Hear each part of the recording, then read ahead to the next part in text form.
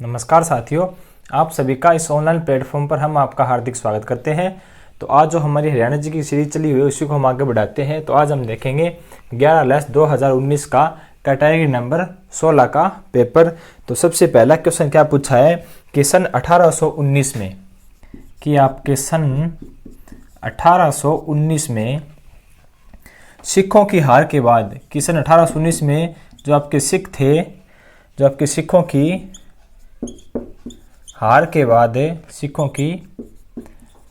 बाद कि जब सिखों की हार हो जाती है तो जो आपका वर्तमान हरियाणा है ये किसके द्वारा हड़प लिया गया था। तो हार के बाद हरियाणा को किसने हड़प लिया था? तो किसने हड़प लिया? तो आप सभी जानते हो कि जो आपका सिखों की हार के बाद जो हरियाणा है वह हरियाणा को किसने हड़प लिया।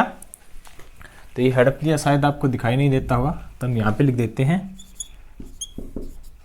हड़प लिया। तो ये आपका आंसर क्या होगा कि अंग्रेजों ने हड़प लिया। किन्होंने? अंग्रेजों ने हरियाणा को हड़प लिया। अंग्रेजों ने जो सिखों की हार है उसके होते ही हरियाणा को अंग्रेजों ने क्या है, हड़प लिया। उसके बाद में नेक्स्ट क्वेश्चन आपसे क्या पूछा है कि बौद्ध धर्म सीखने से पहले बौद्ध धर्म सीखने के लिए 7वीं शताब्दी में हरियाणा आए प्रसिद्ध यात्री ह्वेन-सांग खालिस्तान से थे। कि क्या पूछा है आपसे कि बौद्ध धर्म सीखने के लिए कौन सा धर्म? तो आपका आंसर होगा बौद्ध धर्म। ये जो आपका बौद्ध धर्म है, इस बौद्ध धर्म को सीखने के लिए आपकी 7वीं शताब्दी में, कौन सी आपकी? तो 7वीं शताब्दी में आपसे शताब्दी पूछे तो कौन सी होगी आपकी?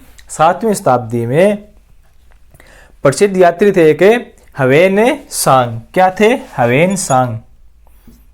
ह्वेन-सांग। तो यह क्या थे? एक यात्री थे। और ये जो ह्वेन-सांग है ये किसके शासनकाल में आया? तो आपके हर्षवर्धन।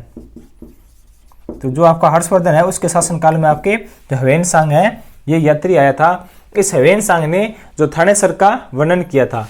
अब आपसे एसएससी ने क्या पूछा है कि जो बौद्ध धर्म है इस बौद्ध धर्म को सीखने के लिए 7वीं शताब्दी में जो ह्वेन-सांग है वो अपने हरियाणा में आया था, ये कहाँ का था? ये पूछा है कि जो ह्वेन-सांग है ये कहाँ का रहने वाला था। तो आपका आंसर होगा ये चीनी यात्री था। कौन सा? एक चीनी यात्री था जो 7वीं शताब्दी में बौद्ध धर्म को सीखने के लिए हरियाणा में आया था और इसने थानेसर का वर्णन किया था। किसने? अपने ह्वेन-सांग ने। इसकी पुस्तक का नाम पूछे आपसे तो वो क्या है? सीयू की। इसकी पुस्तक का नाम है सीयू की। तो ये जो सभी बातें हैं ये मैं आपको पहले बता चुका हूं, तो इसमें हम ज्यादा बातें रिपीट नहीं करेंगे। तो नेक्स्ट क्वेश्चन क्या है? नेक्स्ट क्वेश्चन पूछा है कि निम्नलिखित में से हरियाणा के किस जिले को स्वर्ण गोल्ड प्लेस कहा जाता है? यानी जो आपका स्वर्ण जिला कहा जाता है, गोल्ड प्लेस या स्वर्ण जिला? गोल्ड प्लेस या स्वर्ण जिले के नाम से हम किस जिले को जानते हैं हरियाणा के? तो आपको जानते हैं सोनीपत। सोनीपत को, इसको हम स्वर्ण जिले के नाम से जानते हैं। ये हो गया हमारा सोनीपत। उसके बाद में नेक्स्ट क्वेश्चन देखते हैं। तो नेक्स्ट क्वेश्चन क्या पूछा है कि 1 जनवरी 2020 तक हरियाणा के वर्तमान मुख्यमंत्री पूछे हैं। तो आपसे वर्तमान मुख्यमंत्री पूछा है कौन से? आपका हरियाणा क्या पूछा है? वर्तमान मुख्यमंत्री। तो आपका आंसर क्या होगा? मनोहर लाल खट्टर है वो हरियाणा क्या है? वर्तमान मुख्यमंत्री हैं। और ये व्यक्तिगत तौर पे कितने मुख्यमंत्री हैं ये? तो आपके 10वें मुख्यमंत्री हैं। कौन से? आपके मनोहर लाल खट्टर। तो ये आपके होंगे वर्तमान मुख्यमंत्री। कौन? आपका मनोहर लाल खट्टर।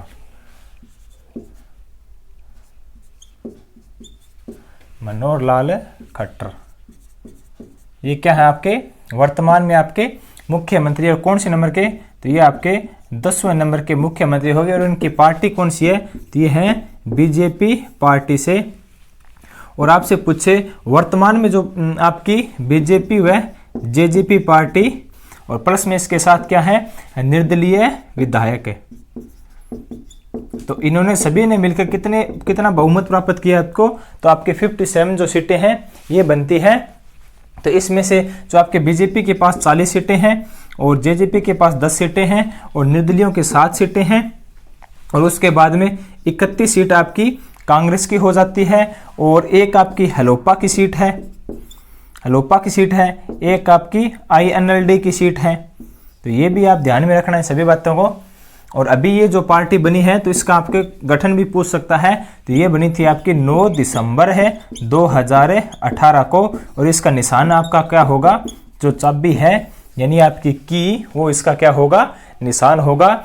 और ये इस पार्टी के वर्तमान में क्या है, उप मुख्यमंत्री, तो वो कौन सी आपके दुष्यंत चौटाला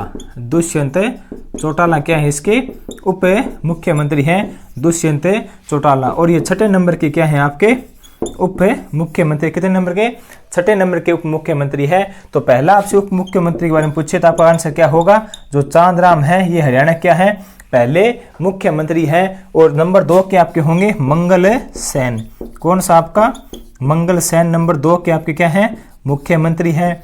और नंबर 3 के आपके बनारसी दास गुप्त, ये क्या है, हरियाणा के नंबर 3 के उप मुख्यमंत्री। और नंबर 4 से आपसे पूछे तो वो आपका होगा हुक्म सिंह है। तो ये कौन सी आपके, हुक्म सिंह नंबर 4 के मुख्यमंत्री होंगे। और नंबर 5 है, ये आपके उप मुख्यमंत्री कौन से होंगे आपके, तो चंद्रमोहन ये आपके नंबर 5 के उप मुख्यमंत्री होंगे। और नंबर 6 के हमारे कौन हो जाते हैं, दुष्यंत चौटाला हो जाते हैं। और हरियाणा का पहला मुख्यमंत्री कौन था आपका, धर्मवीर था। और ये जो मनोहर लाल खट्टर है, ये एक आपका उड़ीसा और एक आपका मध्य प्रदेश, कौन सा, एक आपका उड़ीसा और एक आपका मध्य प्रदेश, इन 2 जो ये राज्य हैं इनके क्या रह चुके हैं, ये राज्यपाल क्या रह चुके हैं, राज्यपाल रह चुके हैं। कौन आपके मुख्यमंत्री, सॉरी मनोहर लाल खट्टर नहीं सॉरी गलत हो गया, ये था आपका भगवंत दयाल शर्मा। कौन आपका, भगवंत दयाल शर्मा, जो आपके पहले नंबर के मुख्यमंत्री हैं, वो आपके उड़ीसा व मध्य प्रदेश से क्या रह चुके हैं, आपके राज्यपाल रह चुके हैं, उड़ीसा व मध्य प्रदेश के। तो ये सब बातें आप याद रखना। और उसके बाद में आपसे ये पूछे कि हरियाणा का ऐसा मुख्यमंत्री के बारे में बताओ कि जो आपका मुख्यमंत्री भी रहा हो और 2 बार उप मुख्यमंत्री बना हो और विधानसभा का अध्यक्ष भी बना हो, तो वो आपका कौन सा होगा, बनारसी दास गुप्त। ये आपके 2 बार उप मुख्यमंत्री बना है, 1 बार विधानसभा का अध्यक्ष भी बना है और ये 1 बार मुख्यमंत्री भी बना है। और ये आपके जो हुक्म सिंह है, ये भी क्या है, ये भी उप मुख्यमंत्री बना और आपके मुख्यमंत्री भी है हुक्म सिंह। अब मुख्यमंत्री के बाद में आपसे पूछे सबसे लंबा कार्यकाल, कि ये जो आपके मुख्यमंत्री हरियाणा के वर्तमान में जो 10 मुख्यमंत्री अभी तक बन चुके हैं, इनका सबसे लंबा कार्यकाल कौन सा मुख्यमंत्री होगा, तो वो आपका आंसर होगा बंसी लाल का। अगर आपको बंसी लाल ऑप्शन में ना मिले तो आप जो आपका भजन लाल है उसको आपको टिक करना है। बंसी लाल के बाद में जो आपके भजन लाल है उसका सबसे लंबा कार्यकाल है। उसके बाद में आपसे सबसे छोटा कार्यकाल पूछे, जो आपके ओम प्रकाश चौटाला है, इनका सबसे छोटा कार्यकाल है किसका, ओम प्रकाश चौटाला का। और लगातार सबसे लंबा कार्यकाल पूछे तो आपका होगा भूपेंद्र सिंह हुड्डा का। और हरियाणा का प्रथम जो जाट मुख्यमंत्री के बारे में पूछे तो वो आपके होंगे बंसी लाल। कौन है आपके जाट मुख्यमंत्री, बंसी लाल। और स्वतंत्र भारत में जन्मे हरियाणा के पहले मुख्यमंत्री के बारे में आपसे पूछे तो वो आपका होगा भूपेंद्र सिंह हुड्डा। और आपसे दूसरे मुख्यमंत्री के बारे में पूछे तो वो आपके होंगे मनोहर लाल खट्टर। तो ये थे हमारे हरियाणा के मुख्यमंत्री। तो इनके बारे में आप सब ध्यान में रखना।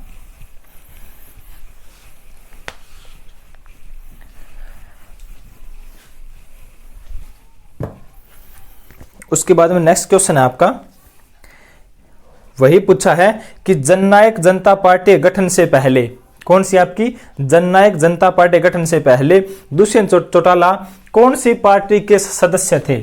जो आपकी जननायक जनता पार्टी है, जननायक जनता पार्टी कौन सी आपकी जनता पार्टी। तो ये जो आपकी जननायक जनता पार्टी है जिसको आप बोलते हो JJP, इसके कौन है? दुष्यंत चौटाला। दुष्यंत चौटाला। ये जो दुष्यंत चौटाला है, इस पार्टी से पहले किस पार्टी के अंदर जुड़े हुए थे? तो ये आपकी INLD, इसमें जुड़े हुए थे। इसकी स्थापना 1996 में इसकी क्या होती है? INLD की स्थापना होती है। और इसका निशान कौन सा है? तो आप जो आपका चश्मे का निशान है इसके INLD पार्टी का, तो ये आप याद रखना। ये बातें सब रिपीट हो चुकी है। उसके बाद में हम नेक्स्ट क्वेश्चन देखते हैं। नेक्स्ट क्वेश्चन क्या पूछा है? भारतीय प्रबंधन संस्थान IIM हरियाणा के खालिस्तान जिले में है। ये क्वेश्चन भी बहुत बार रिपीट हुआ है। भारतीय प्रबंधन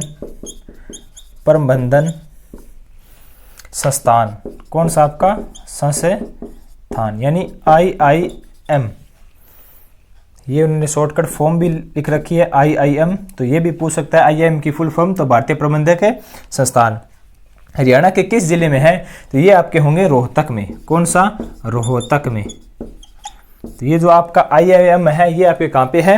रोहतक में है आपके IIM।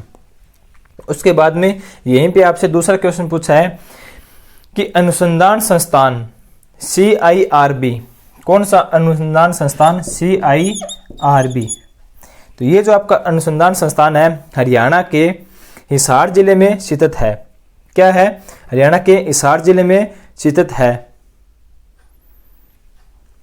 ये क्वेश्चन, हाँ ठीक है, जो आप हरियाणा के हिसार जिले में स्थित है। तो आपसे पूछा है CIRB का वितरित रूप है। ये जो आपका जो CIRB है, इसकी आपको फुल फॉर्म पूछी है। फुल फॉर्म क्या पूछी है? कि जो आपका CIRB है, ये हरियाणा के जो आपका हिसार जिला है उसमें स्थित है। तो इसकी आपको फुल फॉर्म पूछी है। तो ये आपकी कौन सी हो जाती है? Central institute for research on buffalo. Central institute for research on buffalo, तो ये हो जाती है इसकी फुल फॉर्म। तो ये आप याद रखना, central institute research of buffalo क्या हो जाती है आपकी? Central institute for research on buffalo, इसकी क्या हो जाती है? तो फुल फॉर्म हो जाती है। इसकी स्थापना कब होती है? 1985 में इसकी होती है स्थापना। तो उसके बाद में जो घोड़ा है, घोड़ा अनुसंधान केंद्र, वो भी आपके कहाँ पे है? तो वो भी आपके हिसार में है। और इसकी स्थापना कब होती है आपकी? 7 जनवरी 1986 में। तो घोड़े वाली स्थापना कब होती है आपकी? 7 जनवरी 1987 में। तो ये सब बातें यहाँ पे ध्यान में रखना। तो उसके बाद में नेक्स्ट क्वेश्चन है कि निम्नलिखित में से कौन सी भाषा हरियाणा से नहीं बोली जाती? तो जो हरियाणा की जो भाषा है वो नहीं बोली जाती। तो इसमें लिख रखा है आपकी जो गुजराती है, ये हरियाणा की भाषा नहीं है।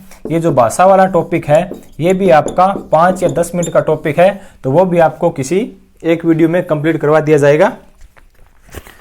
तो उसके बाद में नेक्स्ट क्वेश्चन है आपका कि निम्नलिखित में से कौन सा त्योहार हरियाणा में नहीं मनाया जाता? ये जो त्योहार है, ये आपके दो, एक आपके भाषा वाला, एक आपका त्योहार और एक आपके मेले। इन सभी से आप लगभग एक क्वेश्चन देखने को मिलता है। तो ये जो सभी चैप्टर हैं, ये आपके लिए मोस्ट इंपॉर्टेंट है। तो जब भी मेरे को टाइम मिलेगा तो इन चैप्टरों को भी हम देखेंगे, जल्दी जल्दी से मिलेंगे आपको। तो इसके अनुसार हमारा आंसर क्या होगा कि जो ओणम त्योहार है, जो ओणम दे रखा है इसमें ऑप्शन में आपके, जो ओणम त्योहार है, ये ओणम त्योहार हरियाणा में नहीं मनाया जाता। और ये ओणम त्योहार कहाँ का है? तो ये आपके केरल को हो जाता है। और केरल की भाषा आपसी कौन सी है? तो मलयालम आपकी भाषा कौन सी है? केरल की भाषा हो जाती है मलयालम। तो ये आपकी केरल की भाषा हो जाती है मलयालम। उसके बाद में आपसे पूछा है कि हरियाणा के नृत्य शैली क्या है? हरियाणा की एक नृत्य शैली है जो युवा विवाहित महिलाएं के माथे पर क्या है कि जो विवाहित महिलाएं हैं उनके माथे पर पहने जाने वाला आभूषण का प्रतीक है।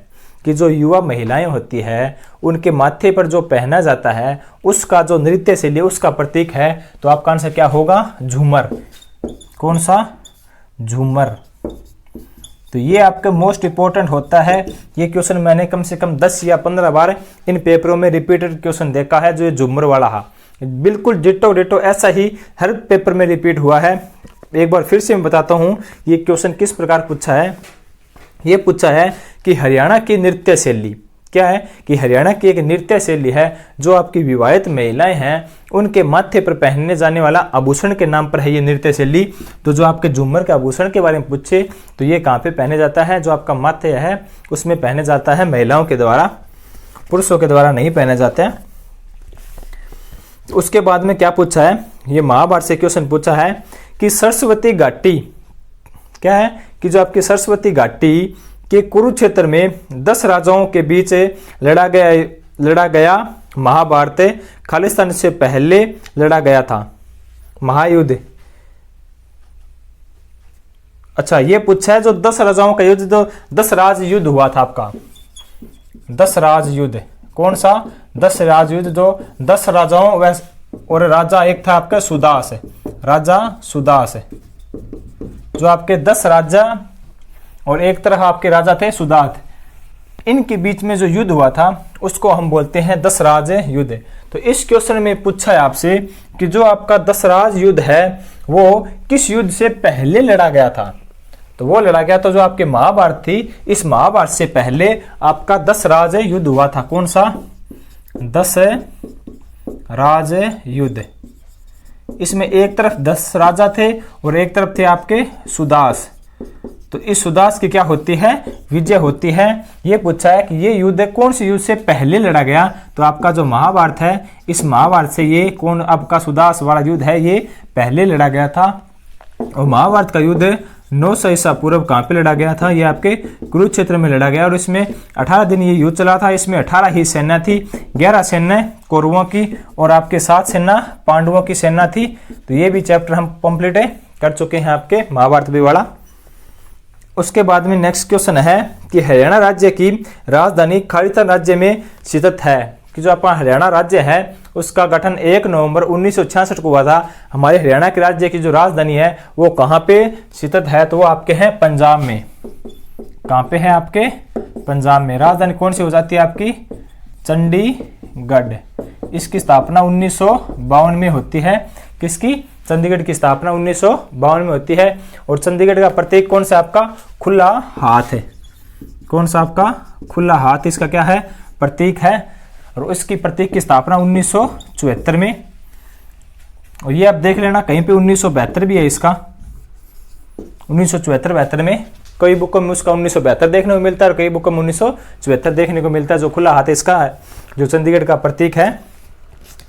तो उसके बाद में नेक्स्ट क्वेश्चन देखते हैं कि भारत में हरियाणा को खालिस्तान के संदर्भ में 20वें स्थान पर रखा गया था। कि हरियाणा के जो संदर्भ में जो हरियाणा को 20वां स्थान दिया गया था, वो स्थान किस आधार पर दिया गया था, तो जो हरियाणा का 20वां स्थान दिया गया था, 20वां, वो क्षेत्रफल के आधार पर दिया गया। किसके आधार पर है, क्षेत्रफल के आधार पर दिया गया था हरियाणा को 20वां स्थान। जब हरियाणा का गठन हुआ तो उस समय हरियाणा को 17वें राज्य के रूप में गठन हुआ और 18वें संविधान संशोधन के तहत हरियाणा का गठन हुआ।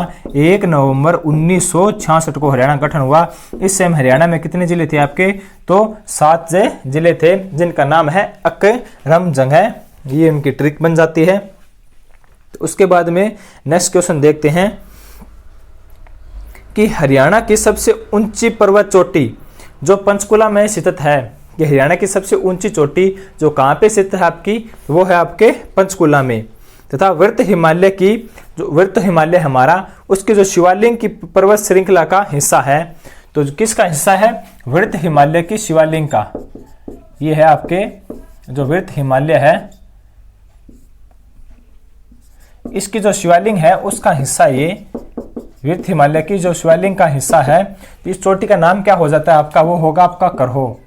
कौन सा, करहो। इसकी चोटी हो जाती है 1514 मीटर। इसकी क्या है, ऊंचाई आपकी, किस चोटी की, करहो चोटी की ऊंचाई कितना है, 1514 मीटर। तो ये सब बातें यहाँ पे ध्यान में रखना। और यहीं पे आपसे दक्षिण हरियाणा की सबसे ऊंची चोटी के बारे में पूछे तो वो आपकी होगी कुलताजपुर। कुलताजपुर, इसकी ऊंचाई कितनी है आपके, 1992 मीटर। और ये कहाँ पे है आपके, महेंद्रगढ़ में, महेंद्रगढ़ में। तो इसके बारे में यहाँ पे ध्यान रखना।